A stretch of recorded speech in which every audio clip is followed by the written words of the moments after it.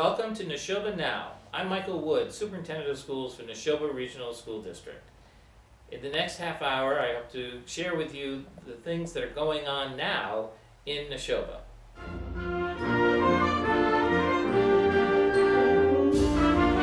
Hello, this is Nashoba Now. I'm Michael Wood. I'm Superintendent of Schools for Nashoba Regional School District. I'm glad to be with you during this program where I can share with you what's going on in Nashoba right now.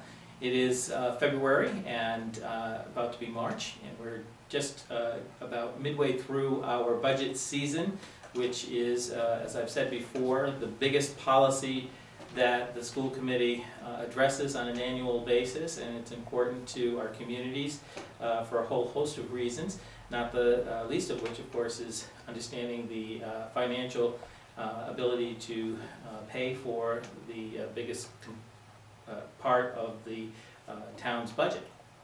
So I want to update the communities on where we are. The school committee has met several times since the original presentation on January 28th, and we have gone through the budget line by line, and we've also gone through and talked about the revenues that are at hand. And the school committee is looked at possible adjustments to both the expenditures and the revenues in the coming vote that they will make on March 11th. And so this is an ongoing conversation. We continue to meet with the finance committees of each of the three towns, and we'll continue to do so before their vote. And we will certainly keep people posted through Tri-Town, which is a meeting of the three communities and the various boards to be able to understand what's happening not only at Nashoba, but for the three towns to be knowing what's going on in each of the communities. So that's a very helpful process. We are also taking our opportunity to talk to our legislators during this process. One of the biggest unknowns during the budget process, because of the timing of the development of budgets, is the funding from the state.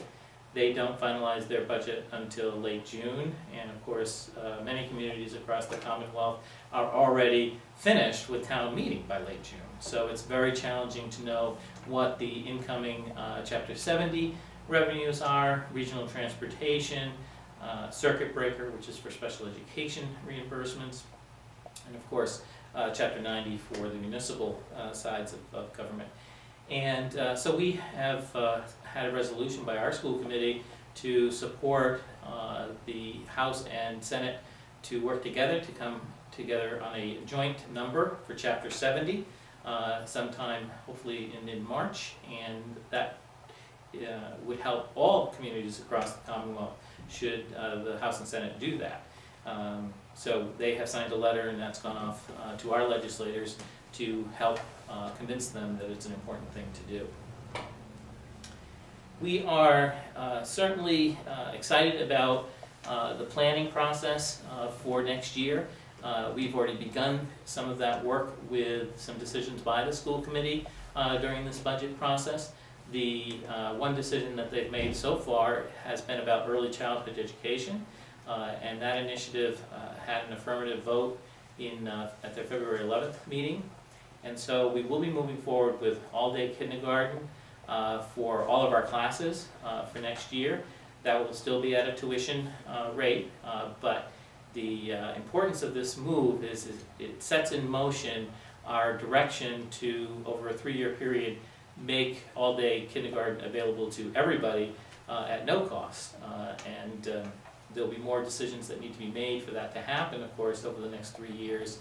And we will address it each year as part of the budget process, but this was an important first step for the district to take. So what does it mean? So essentially what we've been doing is having our parents go through a lottery process to indicate to us that they are interested in all-day K. In years past, if we've had the right number of kids who wanted all-day kindergarten versus half-day kindergarten, we've run both classrooms, both types of classrooms. This year, and because of where we are in our development of kindergarten curriculum, we saw a greater majority who wanted all-day kindergarten. And so we took this as the opportune time to begin making that switch to all-day kindergarten for all. So what it will mean is that we will have all-day kindergarten classes in every one of our 3 elementary schools, and our students who want half-day classes will attend in those classes as well. There'll be blended classes or hybrid classes. Essentially what it will allow our teachers to do is to continue to individualize for students during the morning time, and then the afternoon time will be time that they can further individualize based on work that they were not able to complete in the morning. Students who are only attending half-day will go until 11:35, and then they'll be transported home just as they normally would have been if they were in a half-day class by school bus. This will begin that 3-year phase-in, as I talked about, and that will happen each year through a vote of the school committee. So we still have, obviously we want to work on this first year and see how it goes and address any concerns or questions that come up. And then if we're feeling positive about the results of what we see, we'll inform the budget process as we go along in terms of the types of classrooms that we have in the future years. Another initiative that we're working on in this budget and making available for our students is our STEM initiative, which is our science, technology, engineering, and mathematics initiative. And the biggest part of this work that we'll be doing for next year relies around the science curriculum work that we need to do and the mathematics curriculum work that we need to do. In the past year and a half, the science curriculum across the state has been worked on, and the state has not quite released it as a finished and adopted curriculum, but they've released the draft, and so we plan to take that and begin to look at our current curriculum and make the necessary changes to include the state curriculum work that's required, because it's pretty significant in terms of some of the changes. Most notable is the science processes that are going to be embedded in each year of the curriculum, which in the past have been sort of spread out across the curriculum, K through 12. Now they're really going to be looked at each year and how they're taught. So there'll be more focused content and really looking at inquiry as part of that content, so kids really learn to ask good questions, collect data, analyze that data, and think about how it is that that data is meaningful to the content, and as always, construct their own understanding about the data and construct their own understanding of the content. And that's an important part about what scientific inquiry is all about in the scientific method.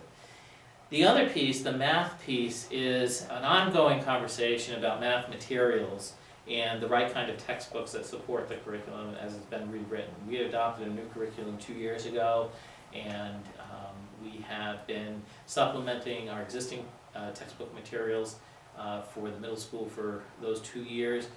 We really feel it's better if we have one main source of material.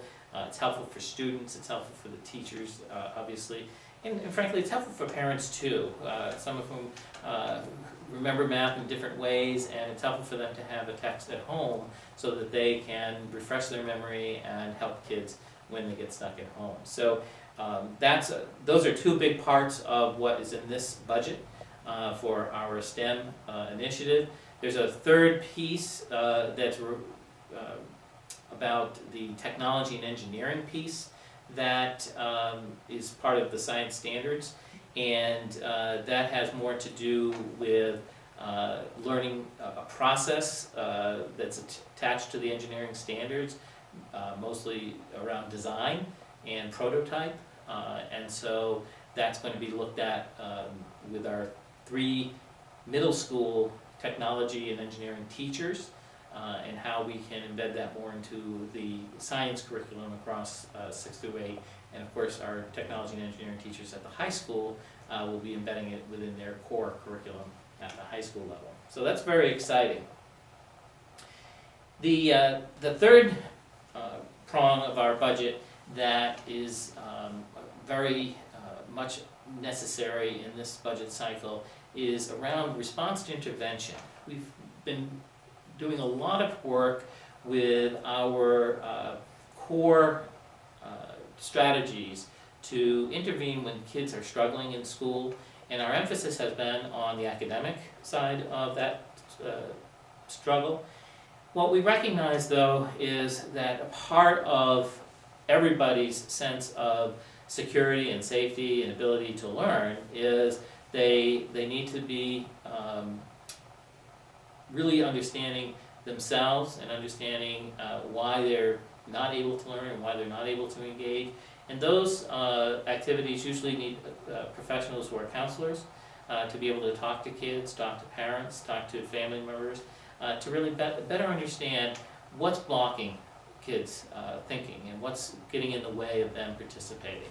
So the plan is to move forward to really look at how we're providing counseling and the strategies that counselors provide to kids, K through 12, in our schools, and to look at what's needed to support families. We've talked a lot about looking at connecting better with the 3 towns in terms of what they're providing in terms of services for families. And so it's I think a better wraparound service approach that doesn't leave out elements of what's needed for kids. So the biggest expense that we're looking at is adding 2 positions that will be assigned to several of our schools throughout the district, and looking at how to best meet those social and emotional and mental health needs of our students. The key elements of the strategies that we're looking at are really looking at the earliest possible time to intervene. Now, it's not just about the age of a student, but it's about when parents and teachers are seeing kids starting to break down and having stressors in their life, whether it be anxiety or school phobia or other kinds of interactions between and among kids that are impeding their ability to engage in their academic programming.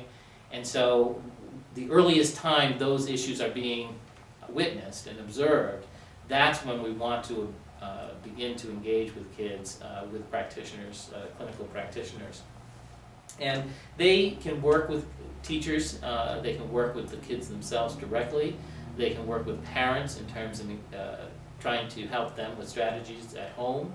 And of course, the biggest piece of what they will do is work with the kids in terms of how to dialogue with teachers and dialogue with parents, so that everybody's getting the same message about what's wrong and about how they can work together to address the concerns that are being raised. So we're excited that we're at a place where we have a good plan and that it's in the budget, and over the next few years we'll be looking at different elements of the plan to be able to address and support. Moving away from the budget for a minute, the work that we are doing with the Nashoba Regional High School Space Study is ongoing. We had another meeting last night, and it's very exciting. We've decided on a methodology of how the study is going to be produced and the elements of that study, and so we've finalized a draft of that approach. And of course, all of it centers around collecting data that would inform us about what's necessary to do. And so we've really looked at really 3 components of the study. What currently do we offer, and how that space at our high school, whether it be the amount of space or the condition of the space, supports that. What don't we offer at our high school but plan to or would like to over the next 5 to 10 years offer, and address what space we have or don't have and or the condition of that space and how that supports it. And then lastly, what are the elements of making changes to the space at the high school that are truly an investment in the high school for the communities, and what would help citizens understand that it's worthwhile investment to make those changes. So we're really trying to understand what happens after you renovate or create an addition or build a new high school that changes the performance of students. So we have listed out the areas of change that we think would be impacted by either an addition or a renovation or a new building, and we're trying to figure out what have other schools who have gone through this process come to find out about the change. You know, for example, if have their grades improved, has attendance improved, have the SAT scores improved, because those are the kinds of things that are tangible that parents and community members can look at and say, wow, we invested in that renovation and we really think that was money well spent, because look at all the good things that our students are able to do. So that's a daunting task, but it's a good committee that's very dedicated to collecting the kind of data that we're going to be looking at. And then once we get the data, we'll of course have to analyze it and make some recommendations from that data as to what are the logical outcomes of the data and how should we address it. And so our work is definitely cut out for us, and we hope to have an interim report sometime in either late May or early June, and then continue to tackle the report as we go on. The other things that are happening in Nashoba now, we are continuing with some conversations around technology in our school system. And one of the big conversations that we're having right now, because it's related to some of the investment we're putting in our budget, is we made a decision to go from teacher use of technology in classrooms to getting more technology in the hands of students. That the literature and some early research is about how kids are using technology more than what the adult is using the technology for. And for a while, much of the technology that we were beginning to introduce into our classrooms was about interactive technology. Smart boards, whiteboards that are interactive by touch. And so we had invested quite heavily on creating in our middle schools interactive technology classrooms, and we began to introduce that slowly into our elementary schools. But as the research is coming out, what we now understand, and it's a logical growth of the interactive technologies, is that we want kids to be interacting as much as possible. Not just one or two who come up to the board and interact, but kids all the time in their hands using technology. And so we were creating a parallel track towards attempting this with our BYOD at the high school, which is Bring Your Own Device. And we were seeing some nice growth there and some nice attention to using technology in a meaningful way. But in order to really make it happen, we've got to create opportunities for more technology to be available for kids and to be doing it in a faster way. So our plan is to move away from interactive whiteboards for our classrooms and move towards purchasing more interactive technology, whether they be laptops or Chromebooks or tablets of some kind for the classrooms. And over time, build up our ability to have those devices in the hands of kids on a more regular basis. Not all the time. Technology doesn't have to take over our lives. But certainly there are real significant aspects of the internet that make learning more interesting and engaging, and we now have tools for assessment that make it more efficient for kids to use technology for giving responses to answers. So we want to get that technology in the hands of kids as quickly as possible in the course of their experience in 13 years in our schools. So that's a shift in the use of technology in our schools, and this budget is the first piece of helping that shift occur. And so we're trying to navigate how that's going to impact our teachers and our kids. We're putting out a survey, it's out there now for our teachers to inform us more about how they're using the interactive technology they have and have access to. And that may help us make some changes before we roll out with the interactive plan that we have as part of this budget. It won't change the budget, but it may change some of the aspects of the purchases that we make between now and the beginning of the school year. So we do all of that work in developing a school budget and developing the policies and practices that go hand in hand to make our schools tick every day. And then we get to see some results like we have recently with our athletic teams in our high school. We have 4 teams that are in championship tournaments right now. Our girls basketball team is in the finals. Our boys hockey team is in the finals. Our girls hockey team is in the finals, and our boys basketball team made it to the finals. Unfortunately, they got knocked out last night in a 60-57 game at our high school. It was a well-fought fight. And a great competition, but the boys got knocked out in the first round. But congratulations to each and every one of the kids and the parents who supported them, because it's definitely an exciting part of school.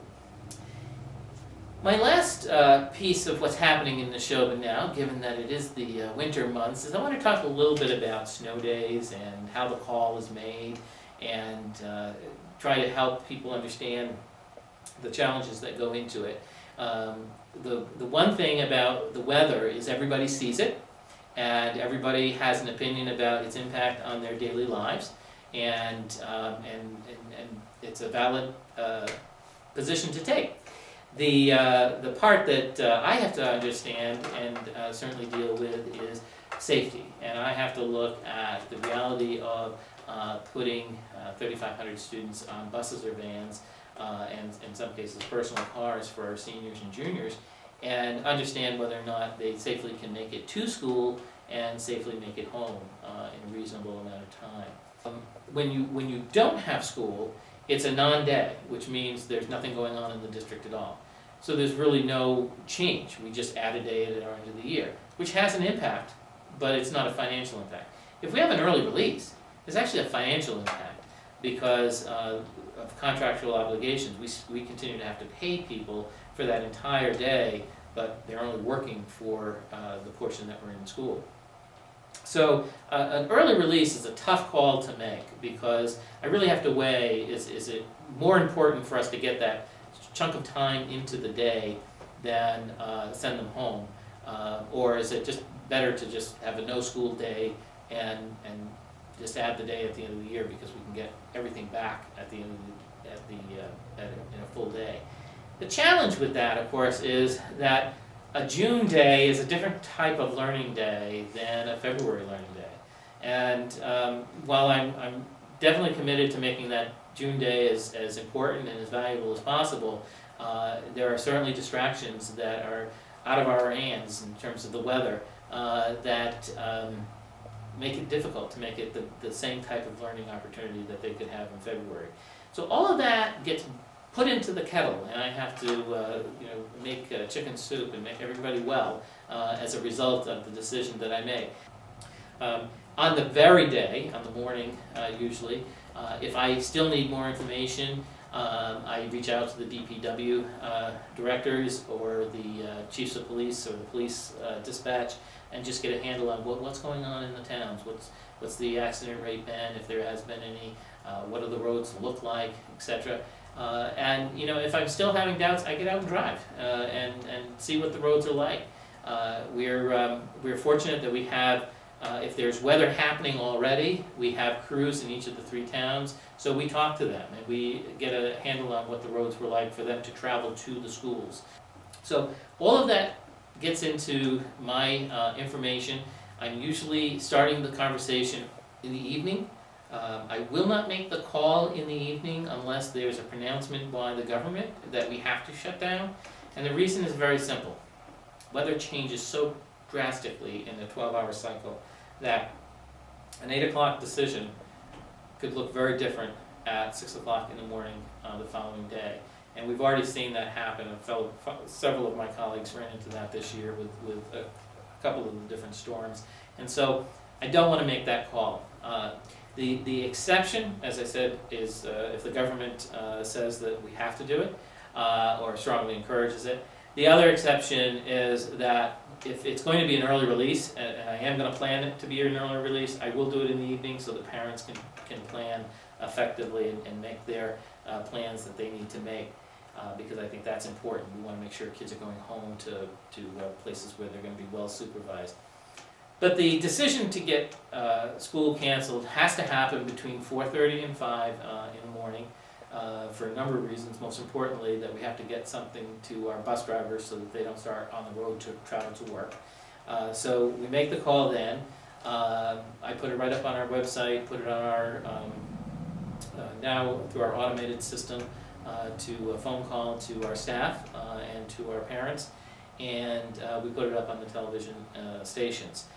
So it usually all gets done by 5:30 in the morning, and on rare occasions it goes a little later than that, but 5:30 is generally the target, and then the announcement that comes to your household is by 6 a.m. And I've had some concerned parents call that they don't want to have the call at 6 o'clock in the morning, and we'll review that. You know, maybe the email is enough, but we certainly want to make sure that parents have ample opportunity to make the decisions about supervision for their kids, and certainly for our high school students, some of whom have activities in the morning that bring them to the school by 7 o'clock. So they need to know, by 6 a.m. that they are not needing to go to school. The challenge with our automated system is it's not refined enough that I can pick out duplication of families. I can do specific schools, but if you're a student that's a family that has a student at the high school, the middle school, and the elementary school, and you get that first call for the high school, the rest of the house is going to be awake anyway. So that's just the nature of how it happens. But hopefully we will have very few decisions to make between now and when we get out of winter. But certainly those are the issues that come up to make this decision, and I hope that you understand that it's not an easy call to make. So in the future of Nashoba Now, I will be bringing in some educators. I will have our principals coming in and talking to you about what's going on in their schools, some topics that we'll be addressing. We'll be participating in PARC, which is the pilot program for performance assessment, which the state is looking at as a possible replacement of the MCAS common assessments. And so we'll certainly have some conversations with folks about that. We are part of the statewide pilot, and we have a number of schools and therefore a number of students that will be involved in that, so I'll have someone here to talk about that. And when we get the survey back on the technology, I'll have our technology person coming in and talking to us about how the interactive technologies are going to be changing in the next few years to come. So that's what's happening in Nashoba Now. I'm Michael Wood. It's been good to be with